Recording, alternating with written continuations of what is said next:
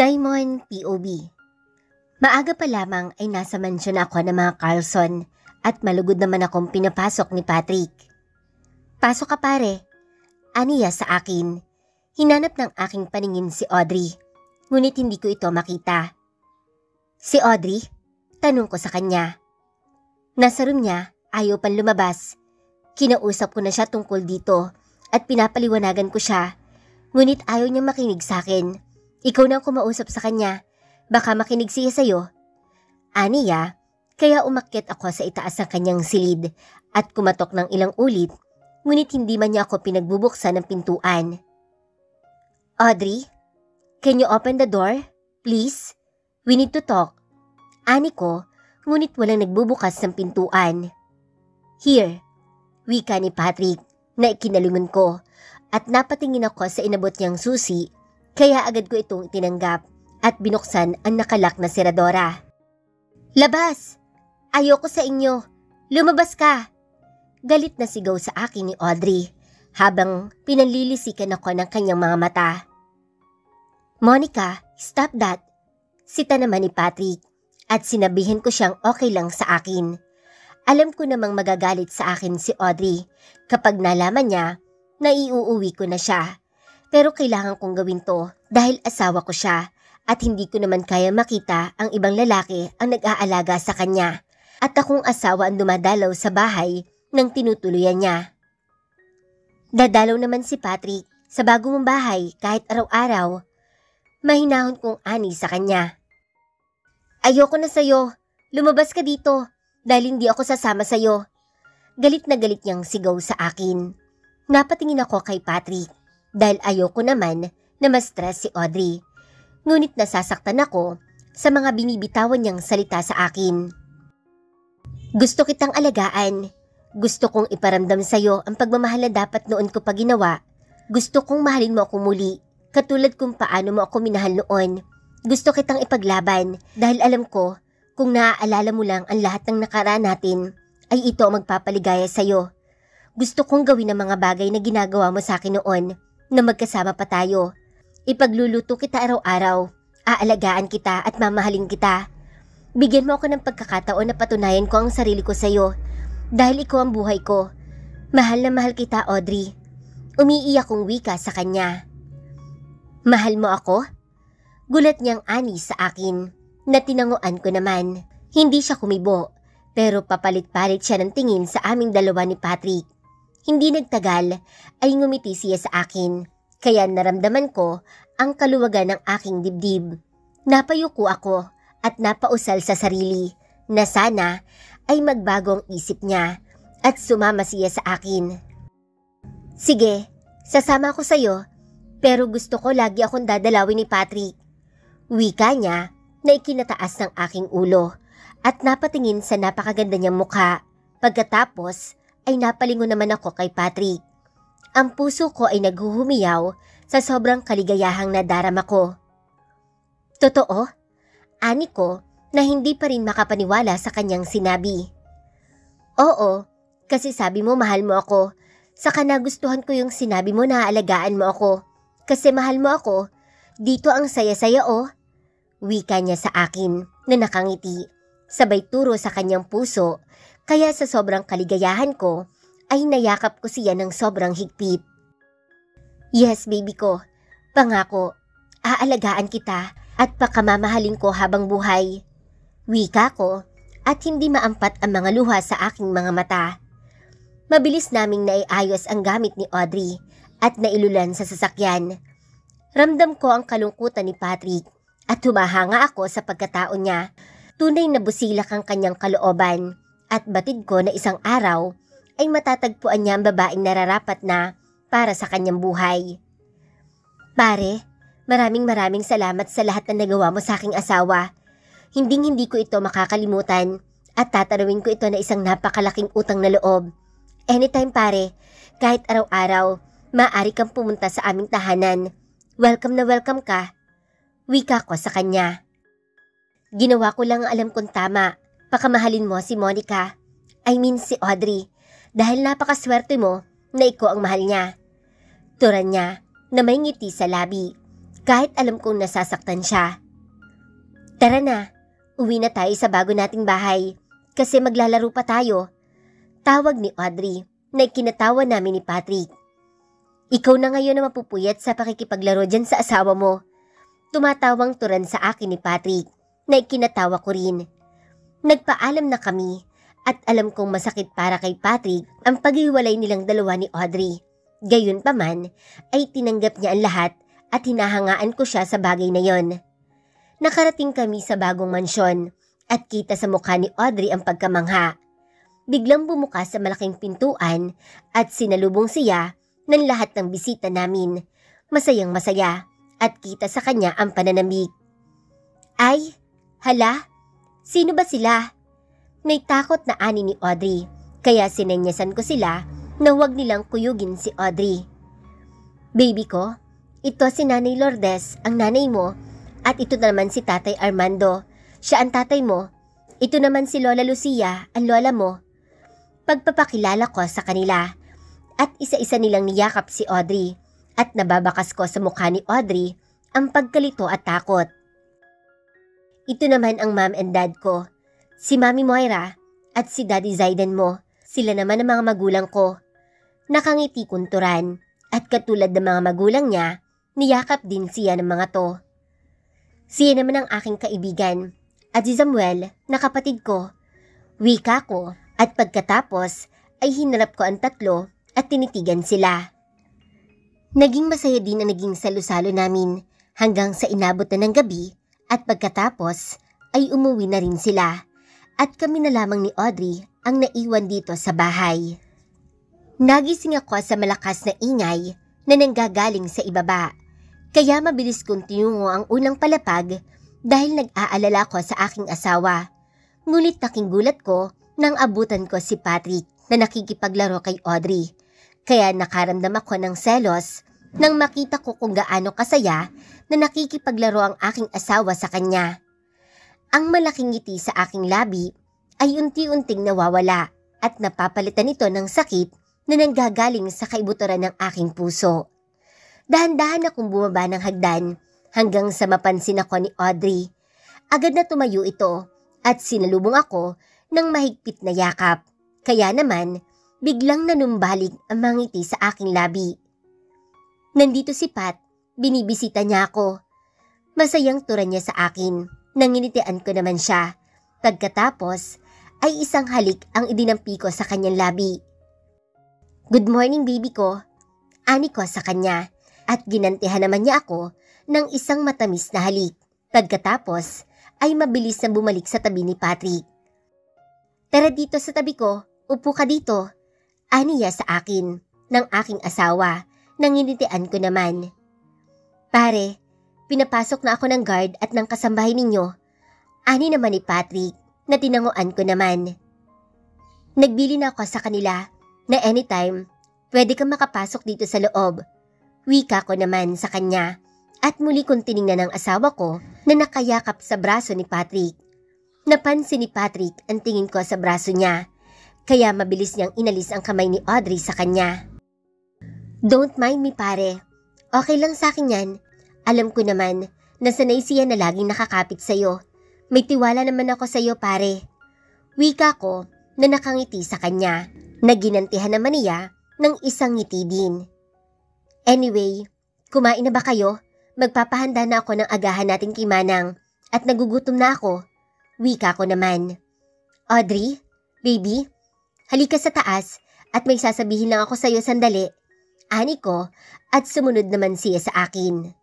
Pagkatapos ng pag-uusap namin ni Audrey, bumaba din ako agad at inabutan ko silang nakaupo sa hapagkainan, kaya tinabihan ko agad ang aking asawa. Sorry, natagalan ako. May tumawag kasi galing sa opisina. Ani ko at pagkatapos ay sabay-sabay na naming pinagsaluhan ang masarap na agahan. Pagkatapos naming kumain ay iniwan ko na sila sa ibaba, habang ako naman ay tinungo ko ang aking library upang tawagan ang aking kapatid. May mga kailangan kasing dapat na asikasuhin na ipinasa ko na lamang muna sa kanya upang makapag-focus muna ako sa aking asawa. Halos inabot na din ng 1 oras ang aming pag-uusap Pagkatapos ay dumiretso na ako sa aking silid upang maligo sana.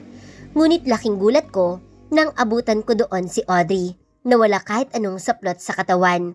Kaya nagulat ako sa kanya at tinanong kung nasaan si Patrick.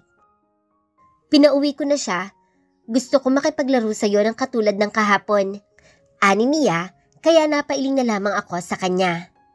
Paglabas ko ay nakaupo si Audrey sa gilid ng kama na nakasuot na ng damit, kaya mabilis ko siyang nilapitan at niyakap ko ito. Mahal na mahal kita, baby ko. Mula noon hanggang ngayon, mahal na mahal kita. Ani ko sa kanya. Nginitian naman niya ako at gumanti din ito ng yakap sa akin. Napangiti ako. Napakasarap sa pakiramdam na yakap-yakap ang babaeng minamahal ng aking puso. Gusto mo bang maglaro tayo ng board games? Ani ko sa kanya at biglang nagdingning ang kanyang mga mata. Gusto kong maglaro tayo. Tara maglaro tayo. Aniya habang pumapalakpak pa. Sabay naming tinungo ni Audrey ang unang palapag na magkahawak ng kamay. Pagbaba namin ay nagulat na lang kami nang inabutan namin sa salas ang aking mga kaibigan na nagtatawanan. Hinahanap ka namin pare, kaya lang busy ka pala. At malakas sa tawanan ang pinakawala nila, kaya naman mas nainis ako kaya binato ko sila ng aking tsinelas. Fuck you guys, asik ko sa kanila habang sila naman ay malakas na nagtatawanan. Lalo akong napakunot ng noo na lalo silang nagtawanan. Bakit sila tumatawa? Ani ng aking asawa, kaya natigilan sila at hindi malaman ang isasagot kaya tinaasan ko sila ng kilay habang masama ko silang tinititigan. Wala lang, masaya lang kami dahil mukhang magkakaroon na ng mga paslit soon. Natatawang tura ni Luke kaya mabilis ko siyang nabatukan. Paslit? Bata? Ani niya na nalilito. Tumigil nga kayo mga gago kayo. Huwag mo silang intindihin baby ko. Wika ko, sabay yakap sa aking asawa na nalilito. Napangiti ako sa tuwing naaalala ko ang mga ginawa namin ng asawa ko kahapon. Pero nabigla talaga ako kanina nang pagbukas ko ng pintuan ay inabutan ko siyang nakahubad sa aking silid. Hindi ko tuloy napansin na napapangiti na pala ako. Masarap ba? Bulong sa akin ni Luke, kaya agad ko itong nabatukan. Tarantado. Asik ko sa sobrang inis ko sa kanya na tinawanan naman niya. Wisit talaga tong mga kaibigan kong to, pinagsasasabi ng mga gunggong na to. Bakit parang pakiramdam ko gusto mo na kaming umalis ni Clinton? Tumatawang anin ni Luke na tinitigan ko naman ng masama. Napipiko na ako sa mga tarantadong to. Pag ako nainis, ibabalibag ko sila palabas ng aking bahay. Tinitigan ko sila ng masama, kaya tumahimik na din sila.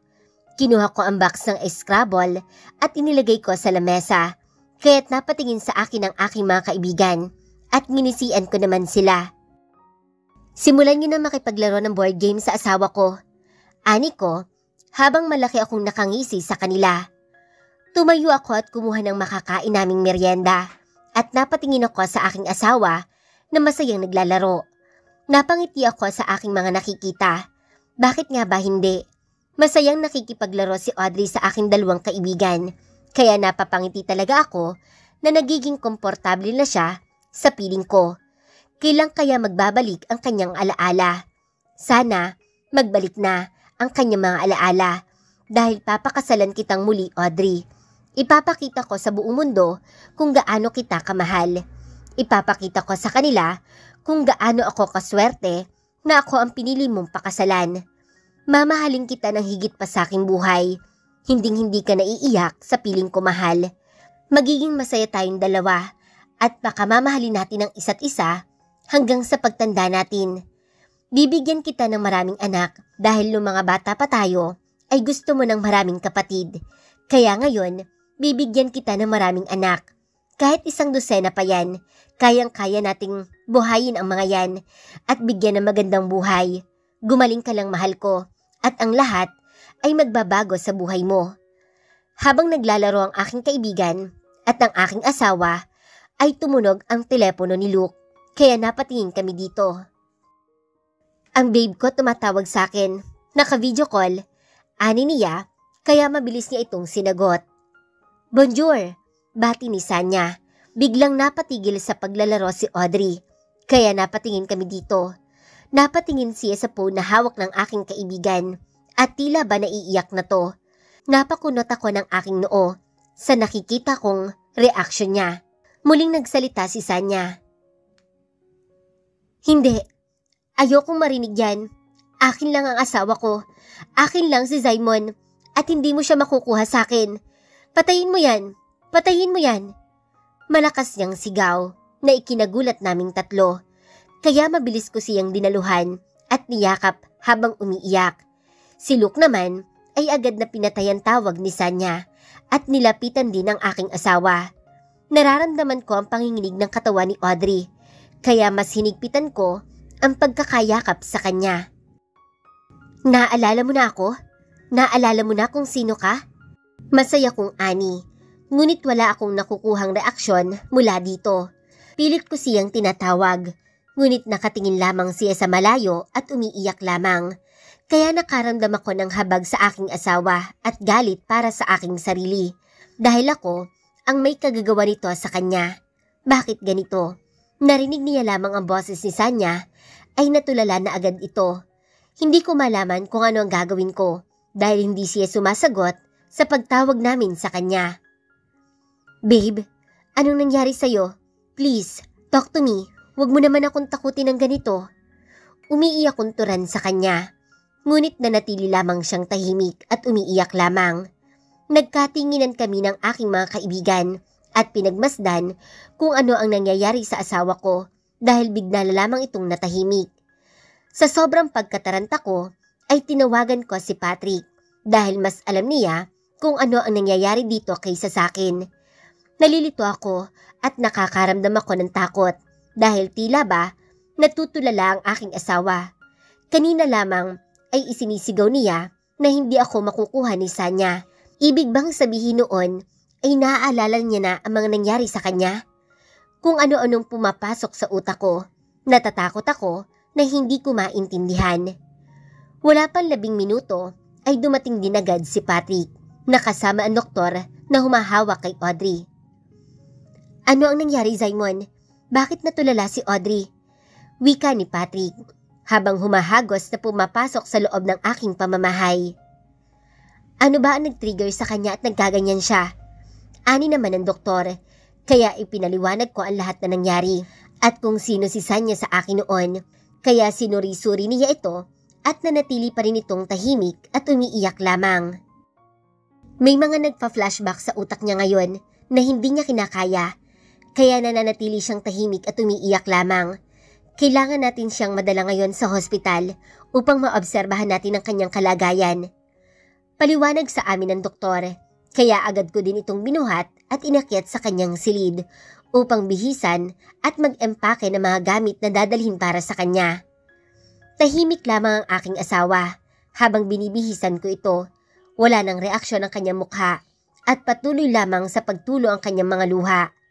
Nakaramdam ako ng habag para sa aking asawa. Pagkatapos ko siyang bihisan, ay nag-empake naman ako ng konting gamit ko upang may pamalit habang nasa hospital kami. Mamaya ko na lamang tatawagan ng kanyang mga magulang upang malaman nila ang kalagayan ngayon ng aking asawa. Pagkababa namin ng unang palapag, ay mabilis kaming sinalubong ng aking mga kaibigan at inalalayan nila ang aking asawa na hanggang ngayon ay tulala pa rin. 4 na araw na kami dito sa hospital, pero pakiramdam ko ay hindi nagbabago ang kondisyon ni Audrey. Nanatili lamang siyang tulala at nakatingin lamang sa malayo. Hindi rin siya nagre-response kapag kinakausap namin siya. Kung minsan, ay nahuhuli ko siyang nakatitig sa akin at hindi ko mabasa ang kanyang mga mata. Katulad ngayon na pagkaalis ng kanyang mga magulang ay nakahiga lamang siya at nakatalikod sa akin. Baby, kausapin mo naman ako please. Ilang araw ka nang ganito. Ani ko sa kanya, ngunit wala pa rin akong nakuhang tugon mula sa kanya. Gulong-gulo na ang utak ko at kung ano ba talaga ang nangyari sa kanya. Pare, matulog ka na muna. Kami na muna ni Luke ang magbabantay sa asawa mo. Ilang araw ka nang halos walang tulog niyan. Baka naman ikaw pa ang magkasakit niyan. Wika naman sa akin ni Clinton. Okay lang ako pare. Gusto ko ako ang nag-aalaga sa kanya. Gusto ko kapag may kailangan siya, ako ang gagawa nito para sa kanya. Gusto ko kapag natatakot siya, ako ang magpoprotekta sa kanya. At gusto ko kapag malungkot siya, ako ang magpapasaya sa kanya. Ani ko sa malungkot na tinig. Hindi ko na alam ang gagawin ko, pero hindi ko siya susukuan. Mahal na mahal ko ang asawa ko, kaya lahat ay kakayanin kong gawin at pagtitiisan para sa kanya.